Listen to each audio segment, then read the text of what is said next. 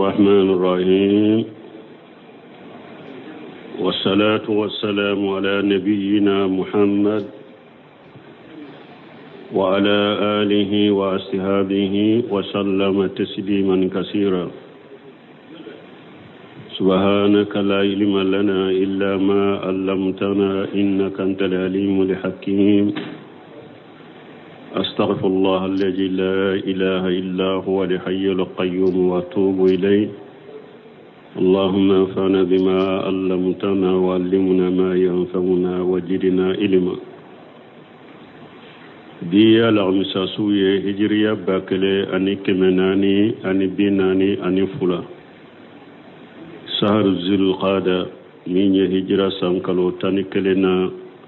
بسوني ودورنا miladi nasaraw ka jate ba fulani mugani kele sankalo wolon fulana bisu nyew tani durunay ambe dawda bugu masjidur razaq ambo kono bini ala sona derisutun kanka keriya du salihina de kono me komi bi amba fe ka derisu jo ale fanan kanka babu kuradeta donc ambe ale delisu boala bi minye lehiya kowye ko damado bambolo ka kuma lehiya ka ambe bita ke oye wani kutuba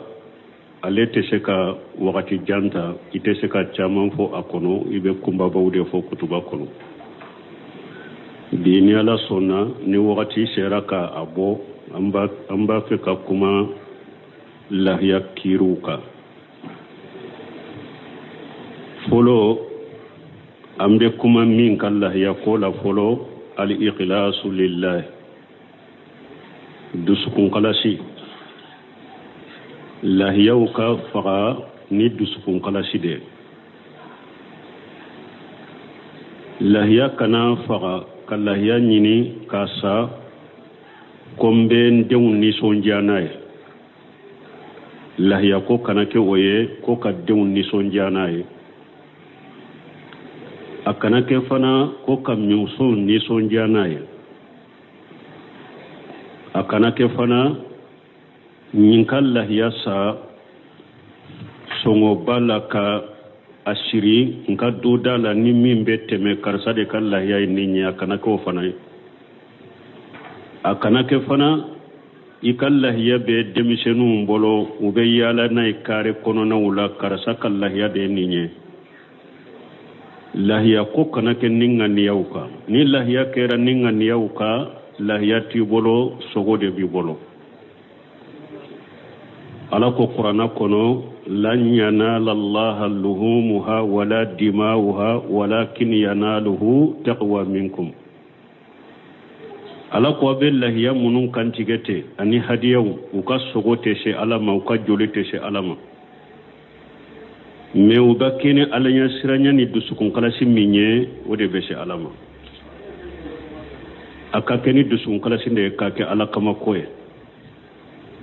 ciden fana ko innamal a'malu binniyati wa innamal likulli imrin ma nawa ako bara be be keni ngania de ni yemi ngania o de be kiye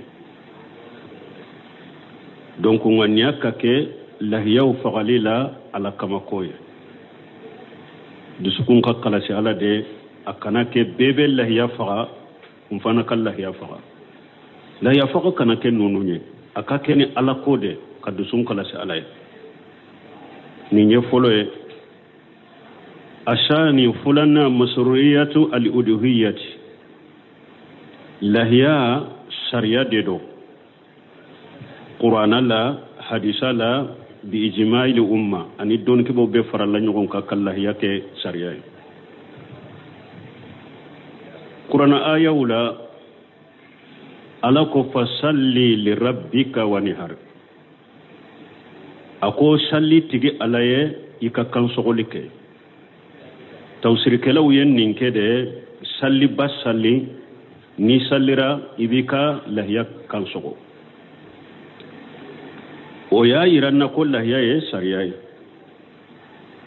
alaka aya fulana ala ko qul inna salati wa nuski wa mahyayi wa mamati lillahi rabbil alamin. ala ko ciden ka fo ne be salli mununke nde kantigeli mununke nka ñanamaya kono mbe bara mununke nka saya kofela kama mbu beke ala kelempewde. donc ne ñayiranna ko lahiya kantige be doni aya fana kono sariya do. ala ka aya fana nana walikulli ummatin jalinan mansaka liyajkuru ismallahi ala ma razaqahum min bahimatil an'am. ala ko manto temena ne ala ye kantigeli kuma sariyaye pour ko ala togofo u ka ala togofo ne ala yu garjage baga mununa ku kantige to ka ala togofo ka. donc nin fana ya yira Allah ya sariyaye ciden ka disa sahalen fana nana kon man wajada sha'atan summa lam yudahi fala yakhrabanna musallana. ciden ko ni mo mi yuru wali soro se biye kallahiyasa e mallahiyasa ikana gere an ka salli kenela ikana gere salli kenela ire. donc qur'ana ayaw ya yira Allah ya sariyaye hadisa ya yira Allah ya sariyaye bi jima'il umma silama mantum be farla ka kullah ya sariyaye mais aka sunna yani aka wajibiya sosoli nanu de la jamhur be min ka don ke ba fancama be min ka lahiya sunna gelende don ke ba do fana ba ka ko wajibi do cheikhul islam bunte mi be mile ka to ma ka kuma wala kullah ya wajibi de mais don ke ba fancama ko ne baka sunna gelende do. wallahi ya sariya do anya fo cogo me qur'ana aya wala hadisa wala bi jima'il umma min min lahiya fasamantiya hadisa sahale mana wala sariya do me hadisa sahalen simana lahiya fasamantiya la. qala ibn al-arabi al-maliki fi kitabihi قال ابن العربي في آردة الأهوج ليس في فضل الأضحية حديث صحيح وقد روى الناس فيها أجائب لم تصح. ابن العربي مالك كادو دونك بغادو أكا كتابو كونو ترمجي كسره دو وبافو آردة الأهوج وكتابو جوجي وورو ناموغا keme fula ani bisegi ani shegi rola aqul laysa fi fadl al udhiyati hadithun sahih kullu hiya ka fasamantiya ko hadisa sahle manala wa qad rawa an-nas fiha ajaib lam tasihu akum mughye ko ewa ko kaba kullen chaman fo ala ne ashima saha sariya do me ko hadisa de fulen nye ka fonin lahiya nin fasamanta de bala o hadisa masa hadisa do bena kollahiya nonu abe yele wulude ka kana qiyama keneka hadisa sahalente hadisa do bena ko ye cide nyinin ka konin lahiya fana jumaya ako sunnata bikum ibrahima ko fa ibrahima ka sunna de lahiyaye aw ko cide ma baraji juman banna lahiya la ako lahiya shishi billah yala abebe sababu ma brajiye uko sufidu aka sufi uko ewa ako shishi bala ani sufi bala abeke ma brajiye hadith mawdu ni hadisa ngalonde kada ci dan kamafo. donc ibe karamugo chamani kutuba kalana chamanye mimbaru ko be hadisa fo lahiya fasamantiya kashima saha afoi masaha. donc ninye fulana asahalisu sabana an takuna min bahimatil an'am lahiya be bo jumanna bahimatil an'am ka baga maralew nyame misi saga ba lahiya be bo nonondela nyame chema be ke lahiya musuma be kai misi chema be ke lahiya musuma be kai saga chema be ke lahiya musuma be kai ba chema be ke lahiya musuma be kai o dele jumaye ala ko liyashhadu manafi'a lahum wa yadhkuru isma allahi fi ayyamin ma'lumati ala ma razaqahum min bahimatil an'am. ala ko pour ka sharia nafama nafamin buye anu ka ala togofo fi ayyamin ma'lumati wa yadhkuru isma allahi fi ayyamin ma'lumati ala ma razaqahum min bahimatil an'am. una ala togofo tilewla tilemunun donendo bagawuka bagamunun ni ala yu garjaga ola. donc lahiya be bo nim baka nunun de dalane am nyame mishi saga ba nunun de beke lahiya ninye sabane nani na rabi'u an tabluga shinna al mahdud sara'a an fule kamunun fo ko nunun de beke lahiya e u ka shesa hakema silamiya sariya be sa hakemin jate ukase sa hakema silamiya sarebe sa hakemin jate nyame ni bode kellahiya ka sanduru dafa ni be misi kellahiya ka sanfula dafa ni be saga kellahiya ka kalworo dafa ni be bade kellahiya aka sankele dafa nunun dallay munye ceden ko la tajibahu illa musinnatan illa nya asura alaikum fatajibahu jaja'atan min ad-dan ciden ko kana foy faga nim musinnate no gele yaraw bolo jajiya sagala ko faga musinna ba fode ma ko saniyu bi an takuna jaja'atu min ad-dan aw shaniyatu min khayrihi sahatu yemunye minye sagaye o kake jajiya minye sagata ye uba fo o kake saniya mana saniya be nyame de la ani misi ani ba sagata uba fo jajiya kore munye ni sagade ni awolola afari koro shi jolende do bon ni kalworo dafira de shi be damina kada uko jajiya odela a shi be damina kada jajiya koro ninde donc anko musinna jajiya minye sagala kalworo dafa uba fo de ma jajiya sagala saniya nyame minye sanduru dafa saniya misi minye sanfula dafa saniya bala bami naye sankele nayo dafa bo ninye ukasa hakewe munum beke lahiyawe alqahamis دورنا أن تكون قالية من العيوب المانعة من الإجزاء وهي أربعة دورنا لهي ككشي لبو منو نو يرى لا نو بابلنا تسكا كلا هي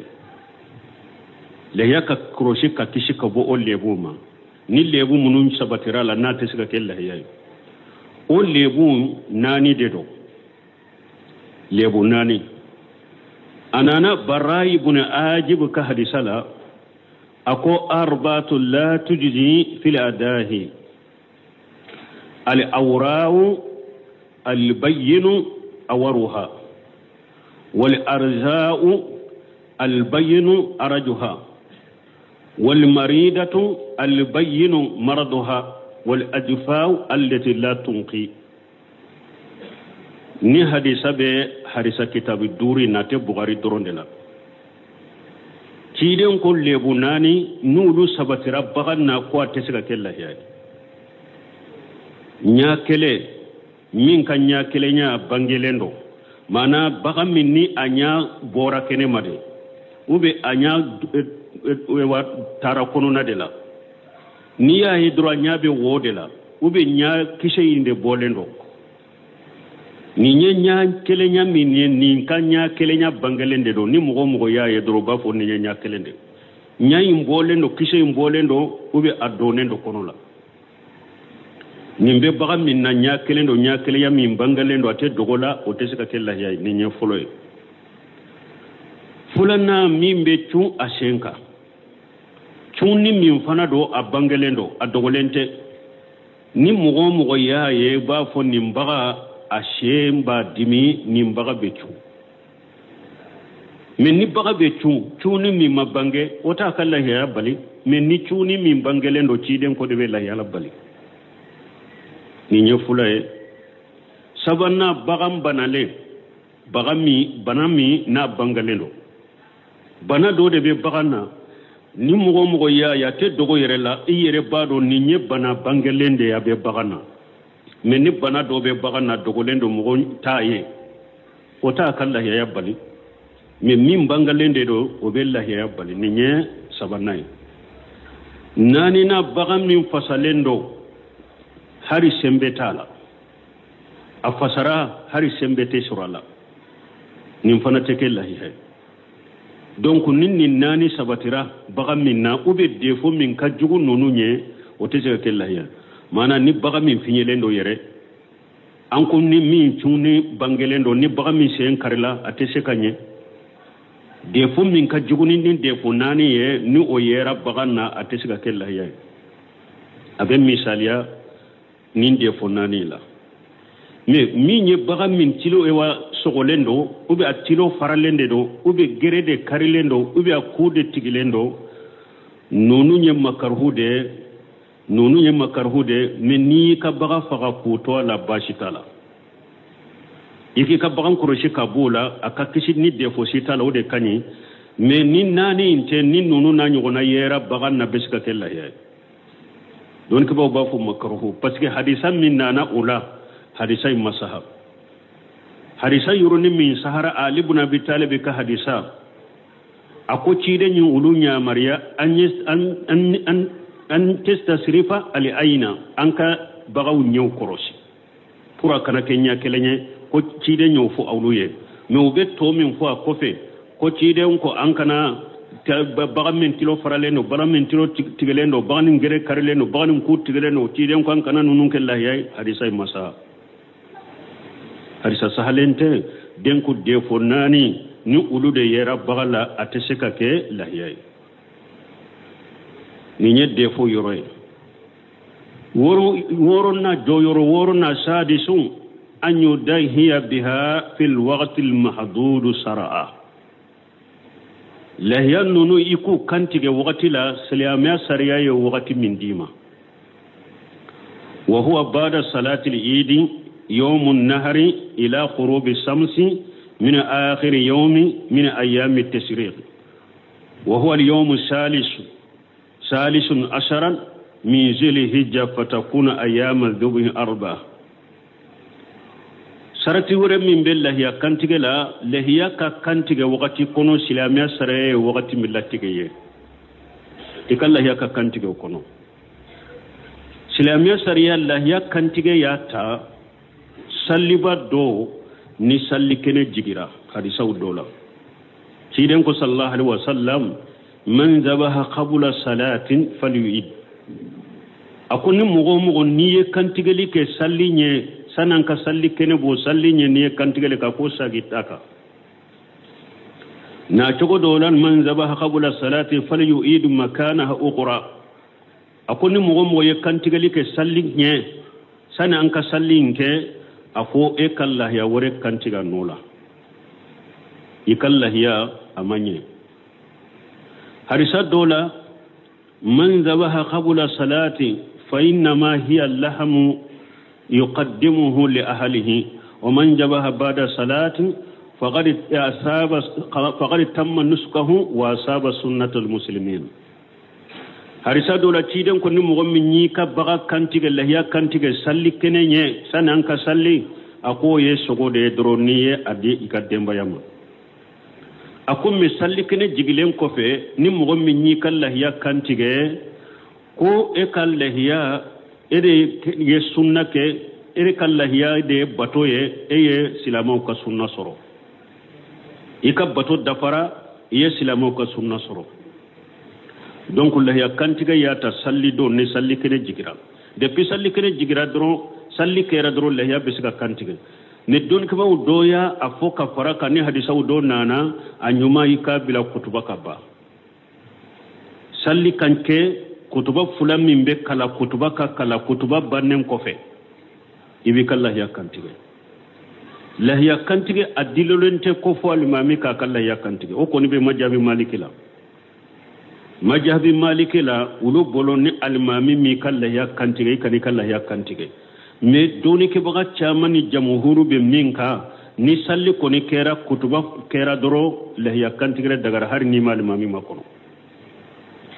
adillon ta alimami ka lahiyama ni alimami ka yoro ni misiri ka surwana ka lahiyana na misiri kono salli kene do be misiri do salli kofi aya kutuba kofi aya ka lahiya kantibe benyana o kanyi wo yesunnay min na mashe ko ke ni kutuba koni jigna doro adagara lahiya ka kantige hari ni alimami mata kantige adillon ta alimami ka lahiya kantige la nin ka famu abe majab maliki dera ko ikana kantiga alimami nye ni hadisa woro ani jamhuru be min kan ni doni ke ma pancama be min kan min giriyalendo min sahalendo ni ewa salli yere banna doro le yabbe saka kanti hari ni kutuba majigi ni anyuma bila kutuba kajigi salli banna kutuba ko fe le yabbe kantiga hari ni alimami ma kantiga le ya kantiga ya ta depuis salli do fo salli don ko fe tile saba min betu wala fo tibe tile saba na kata tile bi abe komi sisa don nani de yella ya kantige salli don yere kele ani tile saba min tugulen bala tile nani o de yella ya kantige donya salli don yere be siga ya kantige tani kele na be siga kala ya kantige tani fulana be siga kala ya kantige tani sabana ibe se kala ya kanti fo kata tali sabana do kata tilebi ni tali sabana tilebi nando na tani nani nan Allah ya kanti ke banna tile nani de la ya kanti ke me tile folo o de kala ya kanti gali kanyi katime tilo to fanaka parce que ci don ko afdalul ayami inda Allah yawmun nahari summa yawmul qar ciren ko tilew be nyuma ala fe ko o ye kan sogoli donde ko o ko fe ani minna mo be sabati minna domi donc salli donyere ki kala ya kanti gola o de kanyi o ko fe tile tani kelena o ko fe tile tani fulana o ko fe tile tani sabana mais malik ma jahabla ni yoro fanala salli do ani tani kelena ani tani fulana ulu de Allah ya kantige donye tani sabana Allah ya kantige teke parce que ambe nunu fo malik majabi ko fo munna parce que chama jamana kono be malik majabi nunu ndeka wode yato ambu fo kayira nimba kono me fen sahale nyinde malik ka majabi la ale ko salli do ani tile fulamin tugulen bala kantige be ko de la tile sabana tani sabana kantige te kola mais kuma sahale salli don ko fe tile saba min tugulen bala kantigali be ka bela abe kantigali donya ni mugo munun kallahiya kacha abe se ka salli do abe se ka do faga tani kele na abe se ka do faga tani fulana abe se ka do faga tani saba na abe se ka do faga ni tali saba na ko ni tile binna donc o ya banne o de lay munye ko tile saba imbe ka fara salli don ka bela ya kantige donye ciden ko ayamu tashriqi ayamu aklin wa surbi wa zikrillah azza wa jalla ciden ko minni ayamu tashriqi yatile saba min tulembe salli donan ciden ko nin don sabai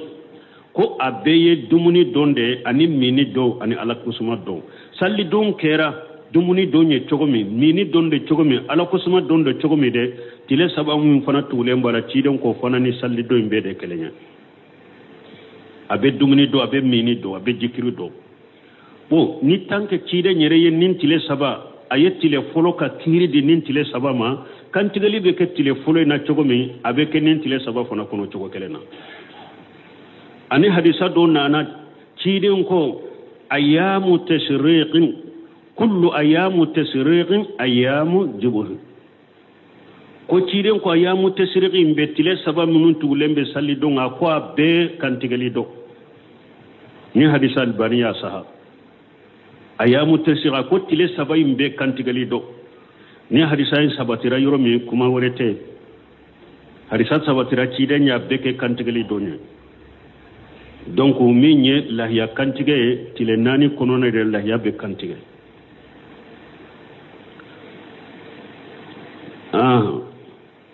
minye asabi wolon fulana an takuna milkan limudahi aw ma duna lahu fiha min qibali shar'i aw min qibali al-malik lahiya sarati dobe wolon fulana lahiya kake lahiya tigi itade kasaqay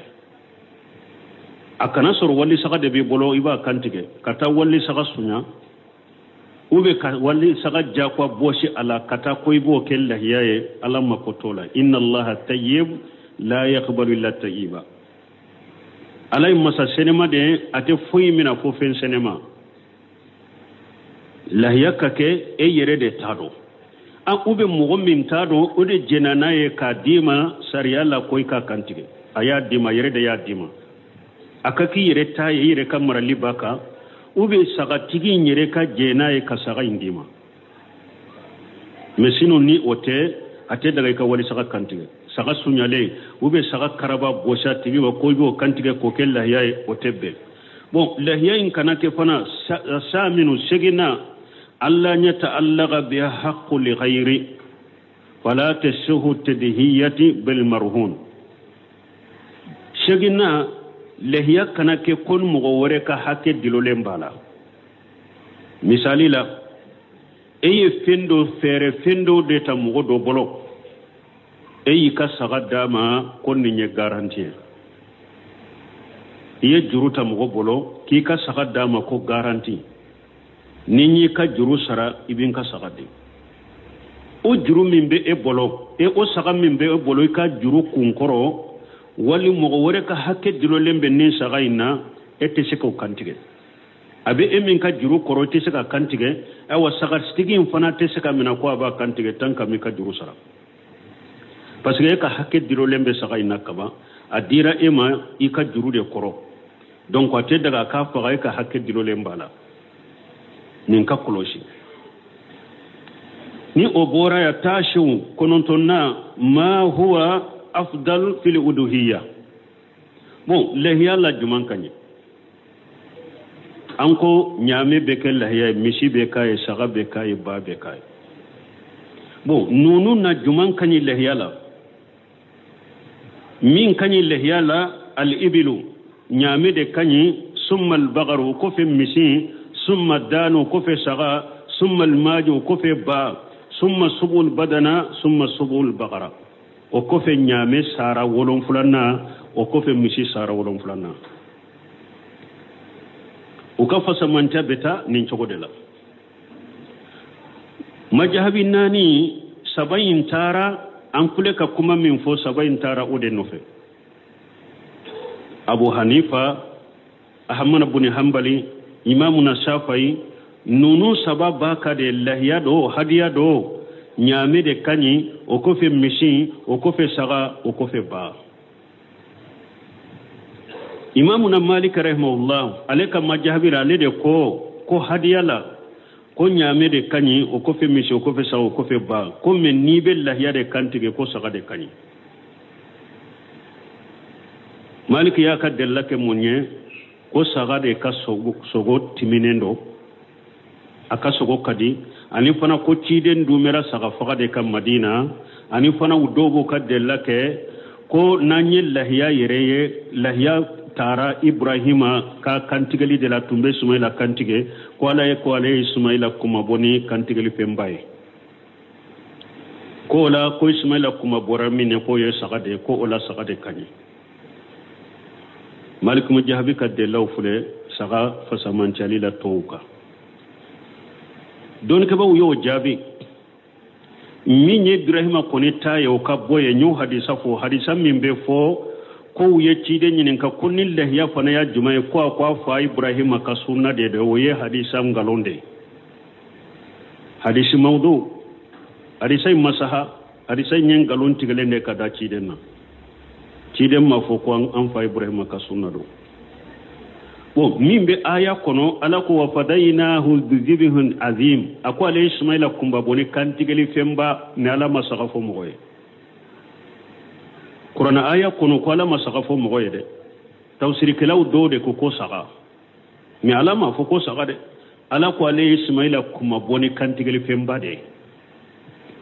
donc ama fo aya kono ko saka bon uko maliki ko ciden je saka de faga madina uyamba shetu ka hadisa ke ko jabi amba shetu ko ciden tunte wala hasali me ko alebe wala hasali aw ko mun na eboke ako parce que ciden be ko do be u kanyi baraji bula ko fasamantu do ko nyumaunde do ko me ciden tumbu toye pour ni ale yu ke akana gele ya kam mantunga abe ko do toye ko fasamanti do toye hinna kata kam mantuma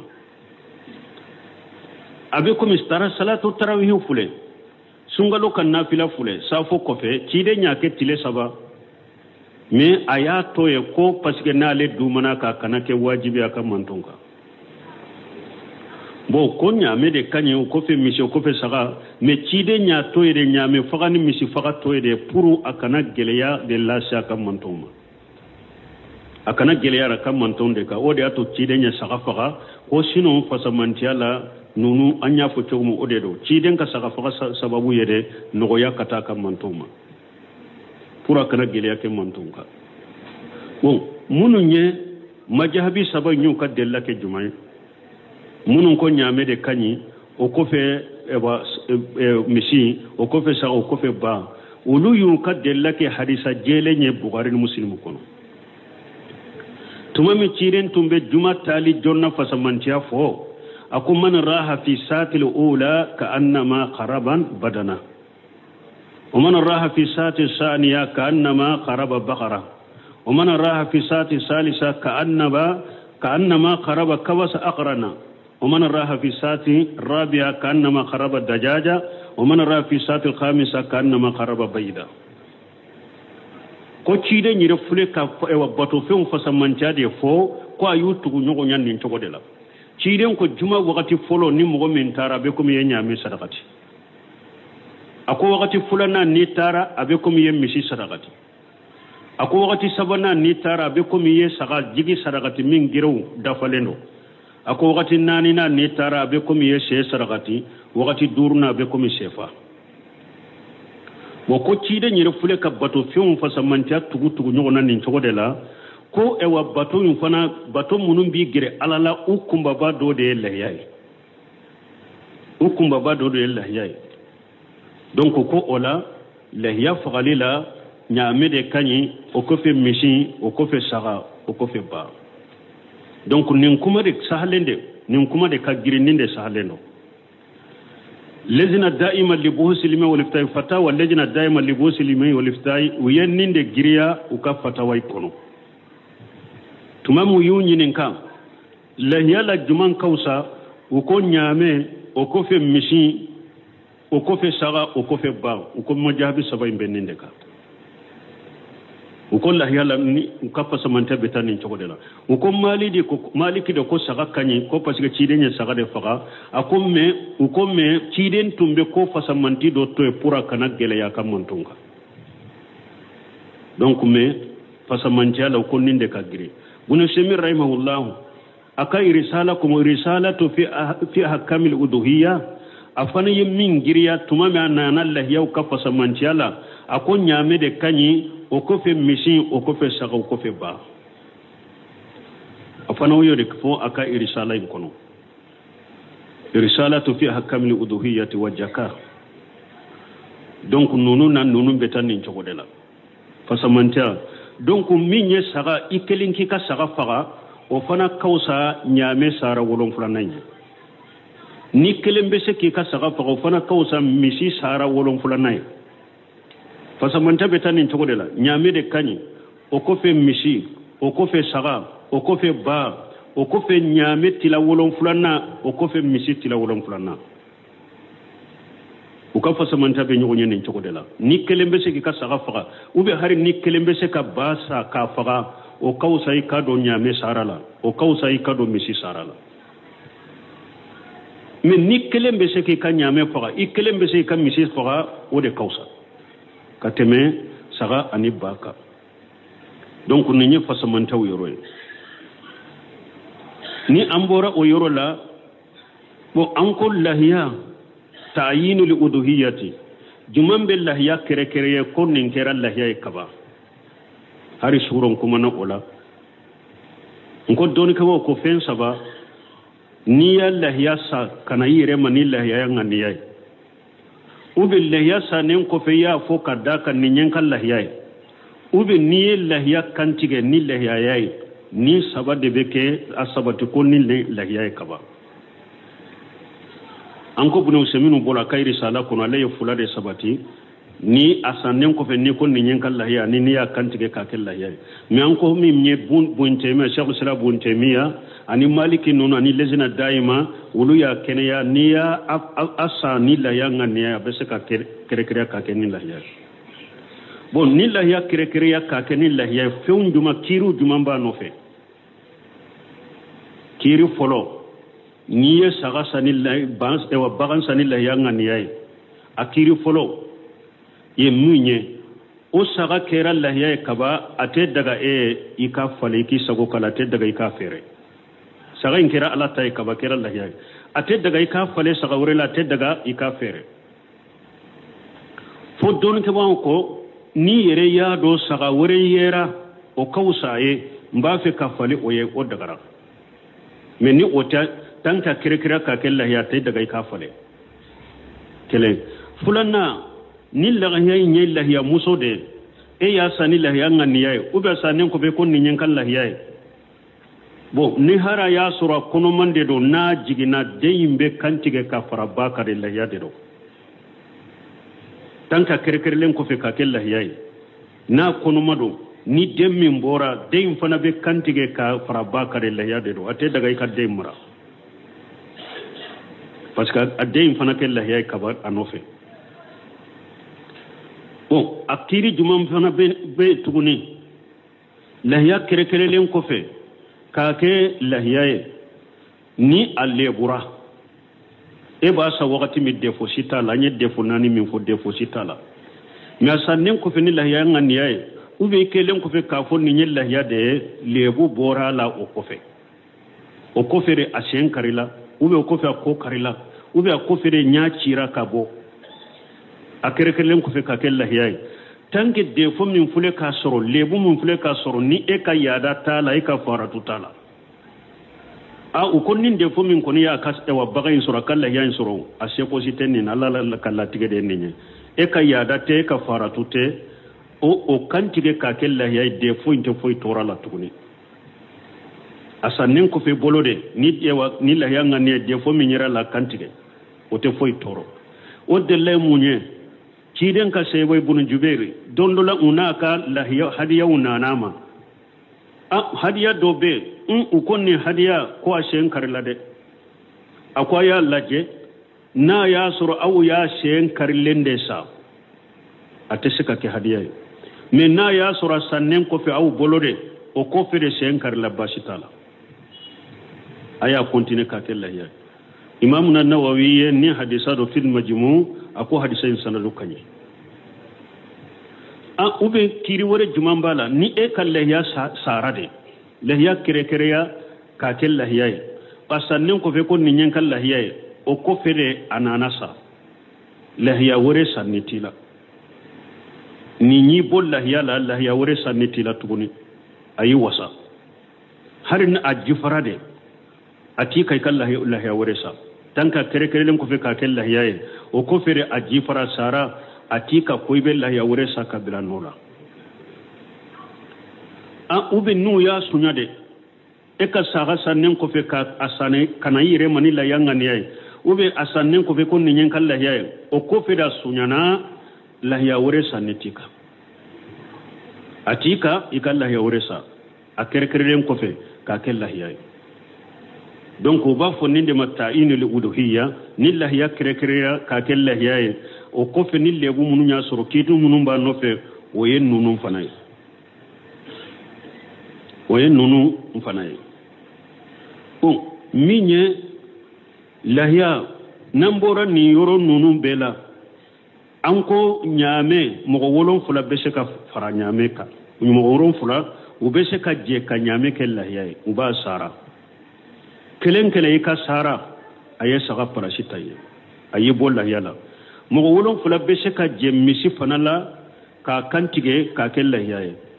akelen kele ka sara abe lahiya bo iye bon ni ka lahiya ekelen de nyame faga ekelen de misi faga ekelen de saga faga ekelen de ka ba faga minye saga anim ewa ba mo tese ka je wala ko be wori fara nyogon ka saga sa ka ka lahiya har mo fula tese ka har fara nyogon ka ko abe wori fara nyogon ka ba sa ka ke la ka sogo tilo tese ka ke men ni yere yi saga ika saga faga to ikonti ala nin saga ye ne ka lahiya anin ka demba ya be kadi ka demba ya fara ika ka barajila obeke Sire sallallahu alaihi wasallam adella kala ya fula kantige akontigi ala nyinnin le ya kantige nyireye anin ka demba ya aye saga fula na kantige akontigi ala nin le ya kantige nyireye anin kam manton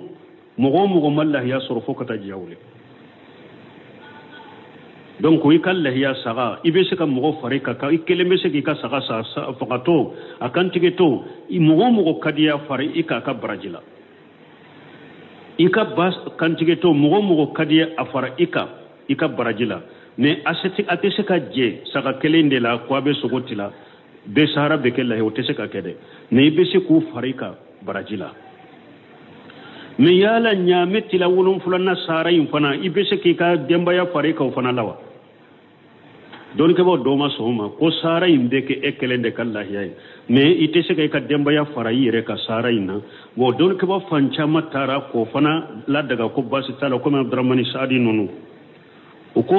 ibe se ka mugo fara ika sagala chogomi abarajila ko ika sara infana ibe se ka ngania ala ki ka demba ya farika ika sara infana barajila don ke bo fancha ma ko o fana be se ka ke donc nambora o yorola lehiya ni abe kantige o saratu de be kantige fennani be doni ke bon ko kantige le la kulu de betige pour ka kantige li dafa bagan kantige li ka dafa ibolo ko fennani de kankatige o fennani wahiya al huluqum wahiya madri nafas hulukumu ye munye ni bagan be ni nakili be temeni yoro minye ubafu ode mako hulukumu kantigeli la ninye foloye o katige afulana almar'i wa huwa majri ta'am wa sharab fulana ubafu ma almar'i mar'i munye ni bagan be dumuni be temeni yoro minye ani miji be temeni yoro minye ubafu ode ma almar'i o fana oye fulana kantigeli na mimbe kantige sabana aninanina alwajidani wa huma urqani khalizani muhitani bil huluqum wal maran sabana ninanina ubafur uluma alwajidani fasafitini fulade do ulude ewa korilembe huluqum anil marai ulude korilembe ulula fasafitini fula nonu makennani sawa bo doni ke bawo ku do ko fonni nani bede katige do ko ayi niye sabatige ni nani na awasara do ko ayi niye fulatige ni nani na dro kantigali nyana kuma girma yode ni nani adafale nani mbe katige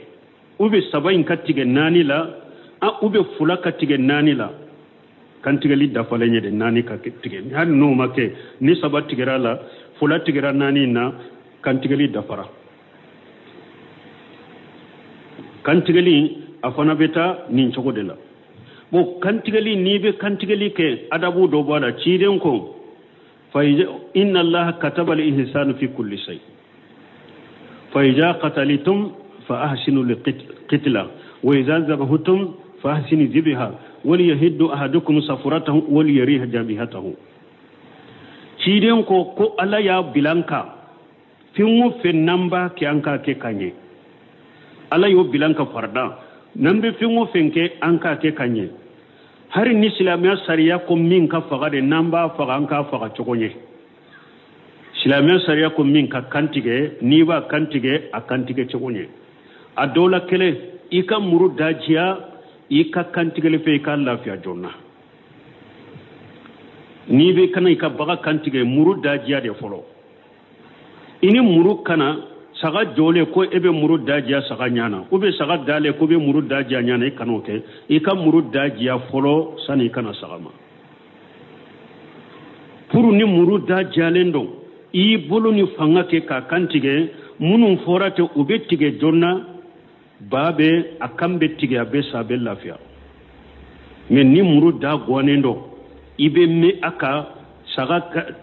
kantige lila ube saga degude wa toro men ni muru da kare aba kantige jonna abe sa jonna abe lafiya aw kantige le fi ngo fende ni fendo ni ewa abesega baga kantige ni joli be bo kantige be sekena fo fenda modo ciidon ko ma ani hara damma wa dhukira ismullah alayhi faquluhu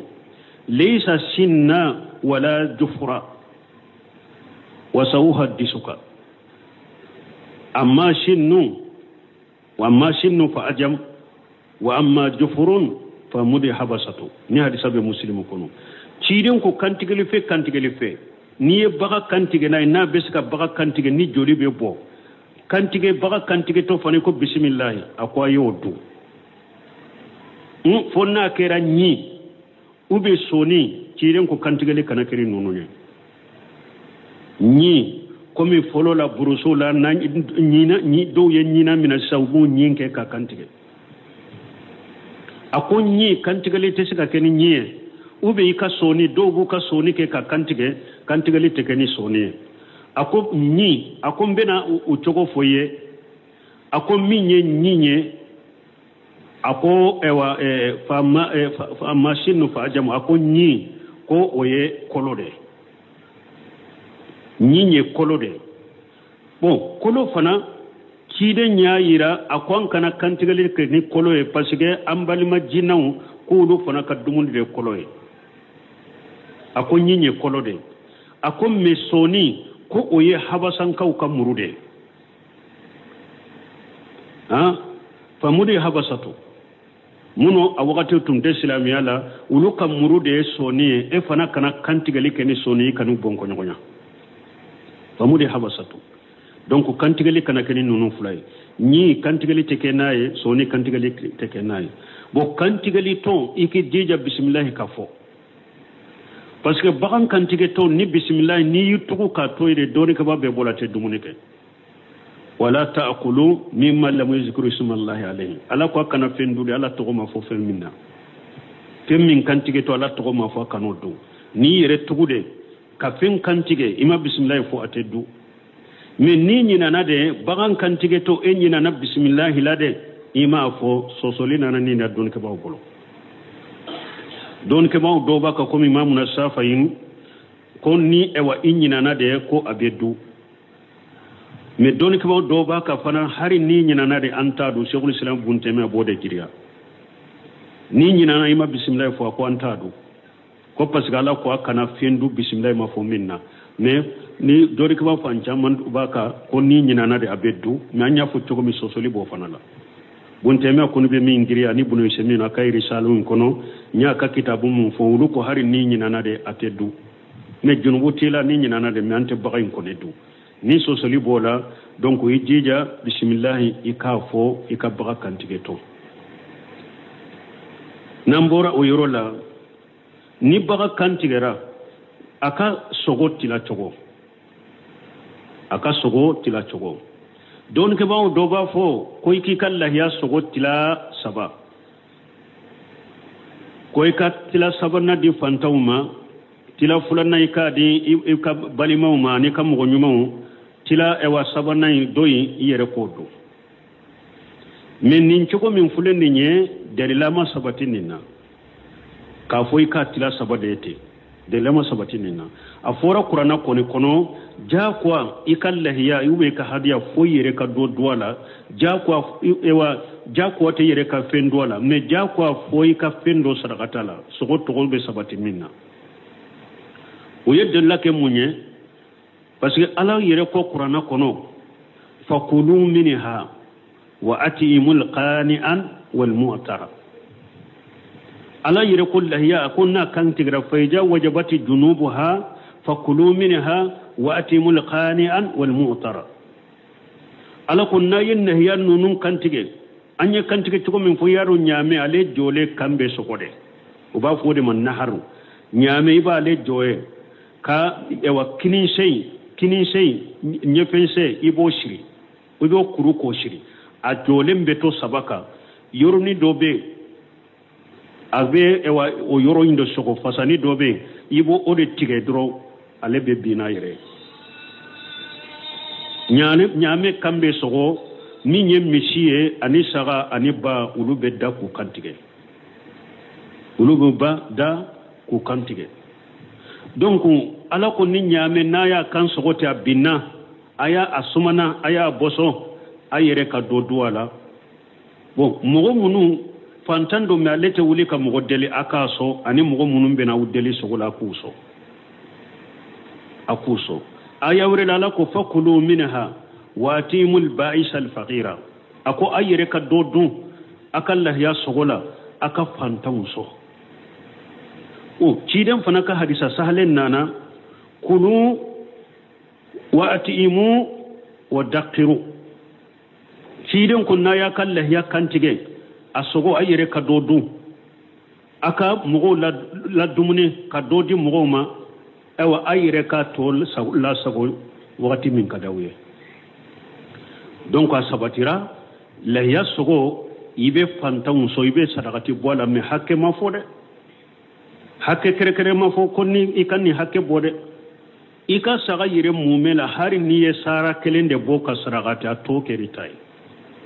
hari sara kelembenya doni kama ko ay ko sogo togo be sabati minna doro niyo sadakata wasera sogo bukele hari sogo bukele de niyo ta ko di fantando ma sabatira ye sadakati ka to itai parce que nim fana be do degu hari kunu doye ngole ayeme wojo ci ko ubafo ko la yakatila sabade bo ko sisan kala ya fana sogo nyana matula ko ni e ka demba ya kacha ni utila sabaye sisa bo ko ika fulay mbedi kelen kattoy bo ate sogo mako nyanko ayi tila saba mimbe fo ewa hadisa kere mana la ka hakke fo yede ko ika tila saba nin chokola de ciden ko ala ko yire ka dumuni kala de fantan kaso ciden fana ko yire ka dumuni kala de fantan kaso me hakke ma fo de hakke ma fo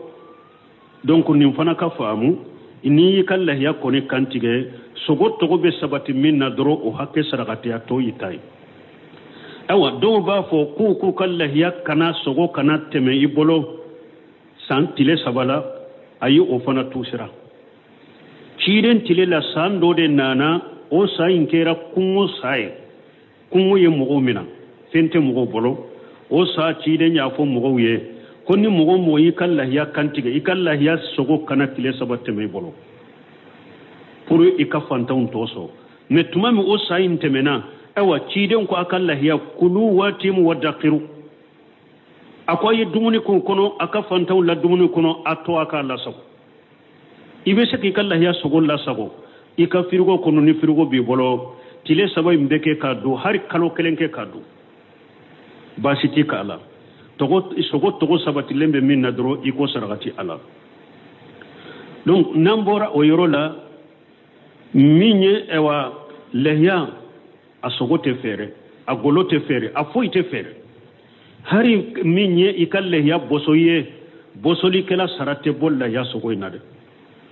ite hari golo dama aka bosoli sarala de yere de be bosoli kala sara yere fe mais lehya sogo be ala de tay foi te bola ka ke bosoli kala aka bosoli sahara golo ita fere ibe se ka golo di fantan ko ni ma aka bosoli sara dilen ko fa ay yere bore be se ka golo dama aka bosoli sara dilen ko fe ama ni fantando yere be se ka fo ha sogo sara fuleni nen kate ka demba yala me ota sara ya soro ya sara me ni ya so ni fantaye bashi tola nunun ka kurosala donc ni ambora o yoro la yoro dola ulukal lahiya ibe wori de si sote doma ubeta lahiya iti ibe lahiya saye ka kantige de ebeti kan lahiya kantigele mbosone de beta ka di ema lejina daima li muslimu oliftay nyinin karanina katallahi ya kantige to sa saka kantige len ko fe kato sa ko be ko la yo te ke la ya ide parce que man ngani Allah ya de ka sade ka ngania afaqato ka ngania wode Allah ya me munum be wori di siso te wude ma komi ave jamana udola aw yere te sika ta saka sa ko aba kantige laboratoire abe wori di wulude ma ibe tal laboratoire de la saka kantige le wonde be yira ibe saka do wori sara eba kantige len takana wote sika kella ya mo munum bo jamana sugula aye wori ci kanaka jamana wala ka saka sa awye ka kantiga aw tokola aw akuke akawo kiruye uka saka sa awye ka kantiga aw tokola saka in kantige to ibafu ninye karasa ka saka uba kantige me kata saka kantige lensa asogo ko ebeno kella hiya wote kella hiya de nabin mo min be yoro min ninimbe ta sogo sa kanana ka dembala ka dumme kana fo lahiya wori ci abora jamana mununa kala ya sawuye ka kantige nin ka koloshi de parce que do de la ka fonya ko france nimbe ko no kala ya ko ita ye ko ita sa etaye ko ebeta laboratoire de la dro ko sagawde kantige lembe wulude ba kantige saga kantige le ebode sa ibena ko la ya wote kala ya parce que mangania la yade kanganya ngalla yade fuleni nya kantige to yere kanganya ngalla yade fuleni nya me saga munumbe fakate aw beta akantige lende sa iba soro defo la madu wulu ya ni defo do faka eto do iba soro do fana be shima dafa shi hakke munu forale wulu to koloshi wote defo koloshi ibeta saga do ira ela dro kantige to ebo osa atesaka kella yade donc mo ko jantoni na wakati sera inshallah ko wakati sera سبحانك اللهم ربنا بحمدك أشهد أن لا إله إلا أنت أستغفرك وأتوب إليك. الرحمن الرحيم والصلاة والسلام على نبينا محمد وعلى آله وأصحابه وسلم تسليما كثيرا. سبحانك لا علم لنا إلا ما علمتنا إنك أنت العليم الحكيم. أستغفر الله الذي لا إله إلا هو الحي القيوم وأتوب إليه. اللهم انفعنا بما علمتنا وعلمنا ما ينفعنا وزدنا علما. بيا لغمساسوية هجرية باكلي أني كمناني أني بيناني أني فلا سهر ذي القعدة نيني هجرة سانكالو تاني كلنا بيسوني ودورنا miladi nasaraw ka jate ba fulani mugani kele sankal wolon fulana bisu nyotani durunay ambe dawda gugu masjidur razaqu ambo kono bini ala sona deresutum kanka keri yadu salihina de kono me komi biyamba fe ka deresu jo ale fanan kanka babu kuradeta donc ambe ale delisu boala bi minye lehiya kouye